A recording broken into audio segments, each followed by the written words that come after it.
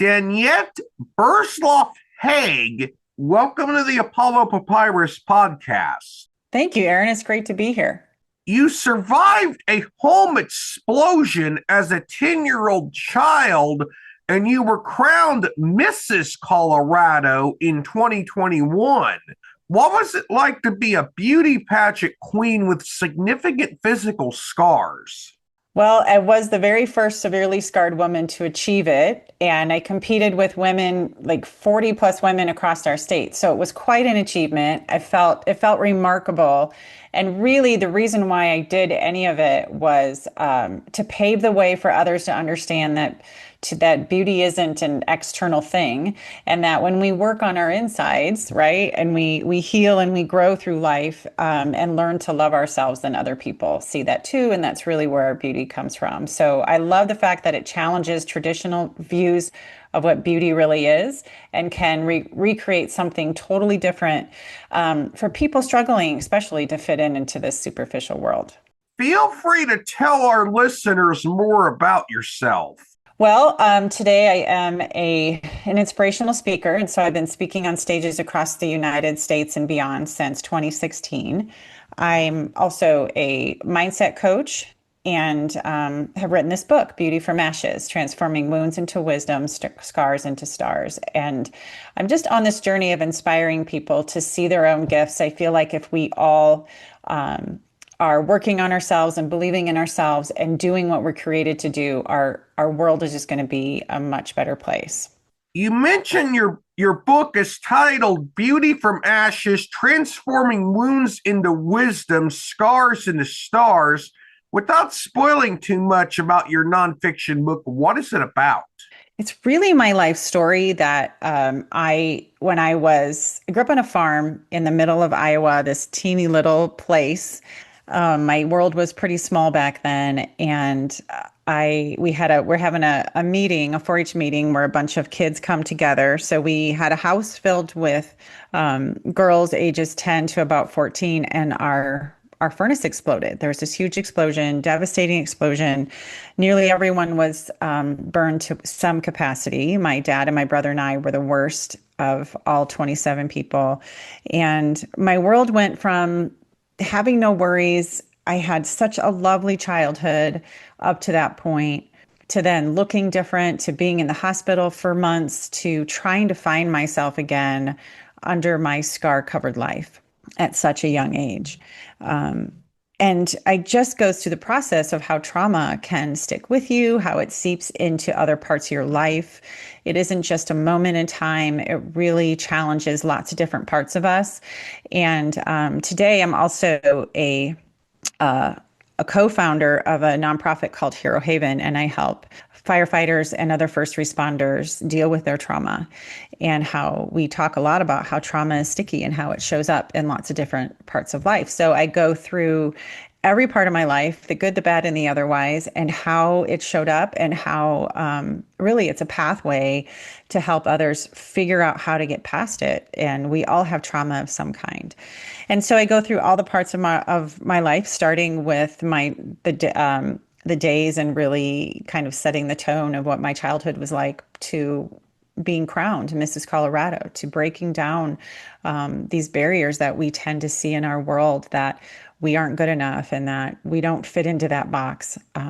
But my heart was always called to the beauty pageant world. I don't know why I was very drawn to it, loving Miss America when I was watching it on TV when I was a little girl. And so fulfilling that childhood dream and not letting this superficial world tell me otherwise. I grew up, when you think about it, every TV show and movie that I ever saw anyway, only the bad guys had scars, right? Those ugly characters, those ones that had something very, very wrong with them. And I wanted to portray something different. I wanted to be beautiful. I wanted to be elegant. I wanted to have grace. And so me winning and telling the story in this way creates this whole other understanding of what scars really are in our life. And they're actually a tool that grow us. There's something that we all need, scars of some kind on our hearts, on our minds, or on our skin, that are this reminder that we rose above, that we're resilient, that we can use what we've learned and the wisdom of the hardships to grow and to fulfill our dreams. We can use it as a tool, and the more people doing that, the better this world will be. Do you consider your book Beauty from Ashes to be a memoir, a personal development book, a combination of those two, or another type of nonfiction book? That's such a good question. It's definitely a memoir, but it's more than that. I wrote it with my high school English teacher, actually, one of the most brilliant men I've ever known. He's now a retired teacher. And I went to him and said, I need someone who knows the story, knows the community, because it was a big community event. I want to honor the community. And I want someone who is, brilliant in everything that has to do with the written word. And so he came on board with me. And together we wrote this. It really is, it has a way of tying in the I with the we. So really, we use a lot of stories that people can relate to, a lot of outwardly stories, or even just like some song lyrics and things like that people can relate to, so that it opens up the reader's story to what might need to be healed, to what might be left within them, that they can build more resilience, or have more courage through something, or live bigger, or dream bigger. It has this way of opening up the reader. And so it's not just my story. My story is a pathway that we used to inspire people to dig into themselves and what might be left within them that needs to rise above. And I have so many people either, DMing or emailing, or a lot of readers, even one I just ran into at a local event, and she just came up to me in tears and just said how much this story moved her and opened up her own story, to show like what work needs to be done, and a pathway to do that. It's like a roadmap in there as well. I don't know if that answered your question or not, Aaron. Yes, it did. Casey Finn, who is one of many people who have reviewed your book, described your book as masterfully balancing vulnerability and resilience in equal measure. How do you balance vulnerability and resilience in your nonfiction book? Well, I think just in life, you can't become courageous without understanding that first you have to be vulnerable. And in all the pieces of my growth, whether it was facing every physical pain, all within the burn unit, and within all the surgeries I had after the initial explosion for years, whether it was facing another hard thing, whether it was going out in public and being vulnerable and showing my scars and dealing with the reactions of other people, my courage grew each time I was more and more vulnerable. And all the way to, I moved away from home and started this whole new life states away from where I grew up, from my little safe space, which took vulnerability, which also built my courage and my resilience. And all of that led to me standing on a stage in a swimsuit, exposing my body covered in 70% scars, and with confidence and with grace. And you have to have both. You have to push yourself and be vulnerable. And that creates a space for courage to grow, for resilience to really happen. And so I think it's a life thing. It's much more than the book. It just had to happen, has to happen in life. And oftentimes we protect ourselves from being vulnerable, because it's so, it just keeps us raw, and it's so scary. And that vulnerability piece holds us back, but it's really exactly what we need to push through in order to be resilient, in order to gain courage, in order to live bigger. Vulnerability is key. How long from start to finish did it take you to write Beauty from Ashes? Well, we started with, it was a couple years, and we started with about 6 months I sat down with, my mom has passed, but I sat down with my dad and interviewed him and my siblings and some other key people. The book begins with the viewpoint of a fire chief who was also married to his wife as an ER nurse that worked in the ER that took care of me. And they're also cousins of my dad. He's the fire chief is my dad's cousin. So we sat down and I interviewed all these really important people in the story so that I could just get it as accurate, but also with all everyone's emotions behind it. It really makes it so much more meaningful. So we took about 6 months or so to gather all this information, to pull out what was pivotal to the story as I went along. And so, and then my editor, friend, teacher, Mr. Dave Williams, he just went through every chapter with me, and so about a year and a half, and that's the editing process as well as the writing of it, right? And then another few months for publishing and things like that. So right around 2 years. What were the easiest and hardest parts about writing a nonfiction book for you? I don't think there are any easiest parts. I think the most fun part was sitting and interviewing and hearing stories from perspectives that I never really had the opportunity to hear from. That was probably the most joyful part for me.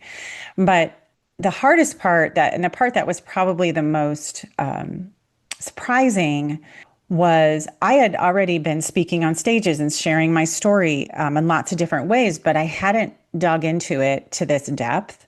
And my former teacher, Dave, he just pushed me. I need more. I need more. I need more description. You need to go sit in it again. And it was probably the best therapy I've ever had, to really think about what things smelt like and look like and how I felt in every part of this story. And so I thought I had healed. And so, but there was apparently more there to have done. So I'm grateful for that, the hard of it, the challenges within the writing part. A lot more tears came, maybe even more laughter came when I was remembering certain parts. Just emotions I needed to live through again. So, but I'm so grateful for it. Like, it was the best thing I could do. And it's like the best advice for me to give anyone I coach, or anyone that even has this idea of sharing their story.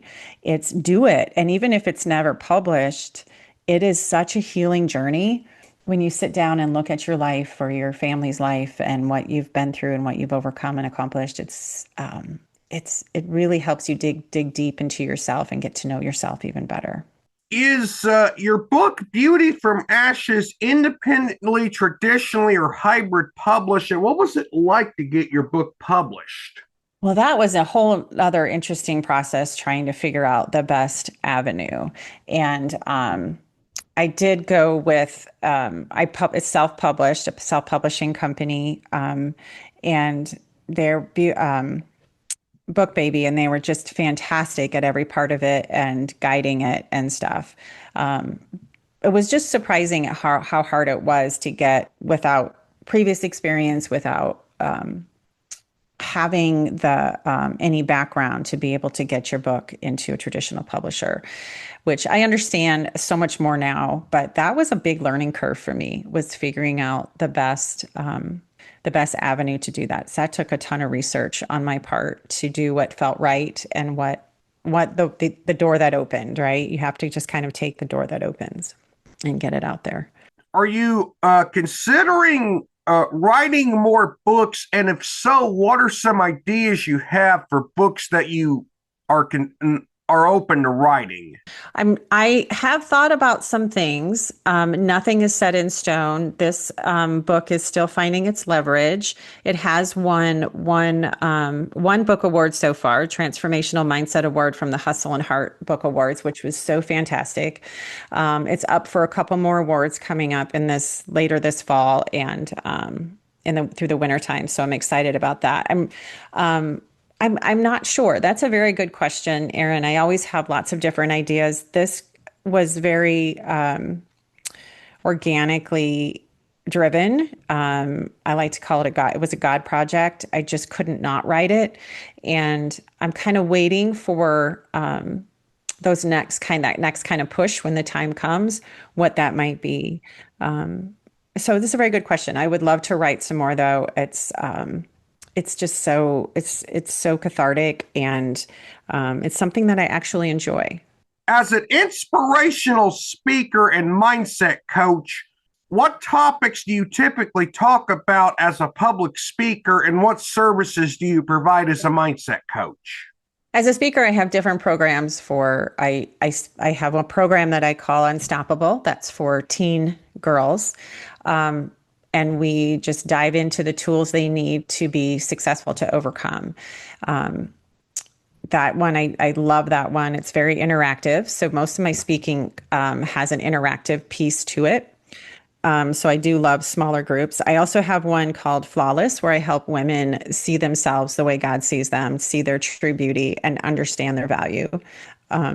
And then another one that I do a lot for different business organizations and state kind of conferences and things like that is called Walking with Courage. And I share my story and we dive into ways of how they can build their own courage within themselves to do big things, to do the impossible. And a lot of what I've accomplished has seemed very impossible.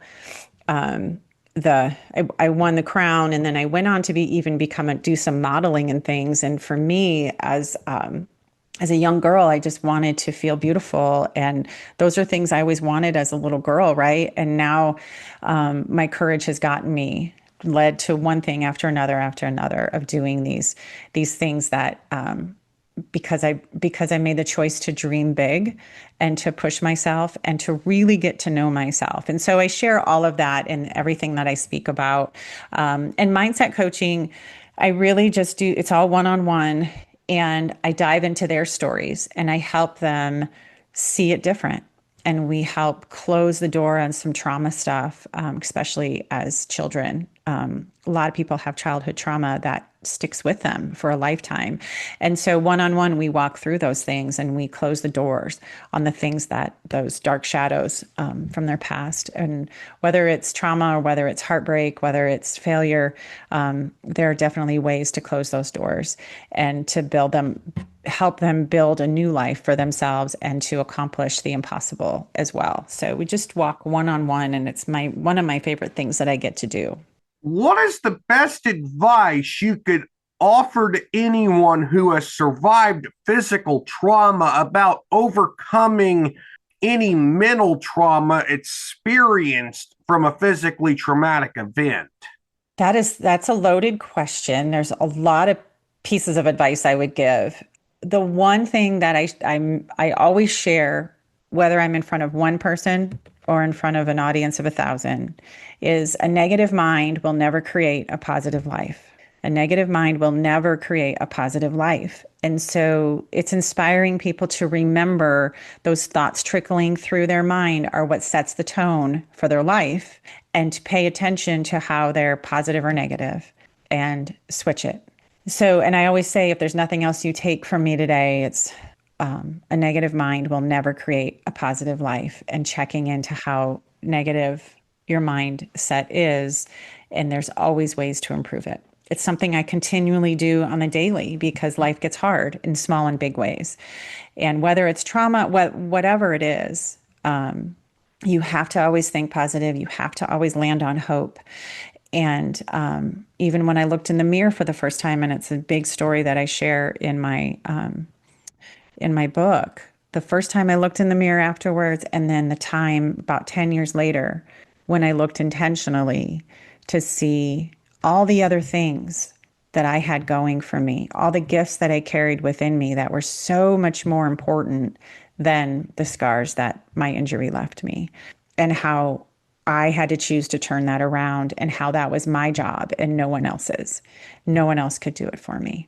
So I'm always trying to inspire and encourage people to take ownership for their own thoughts, their own perspectives, and instead of blaming the world, blaming an incident, blaming a person, blaming just their life, take ownership, make it different, make it better. Danette, thank you for appearing on the Apollo Papyrus podcast. You were an amazing guest to interview. Thank you, Aaron. Thank you for the opportunity. And thank you for doing this for all kinds of authors. We just appreciate, I can speak for everyone. We appreciate people like you who lift us up. It's really a gift. Thank you.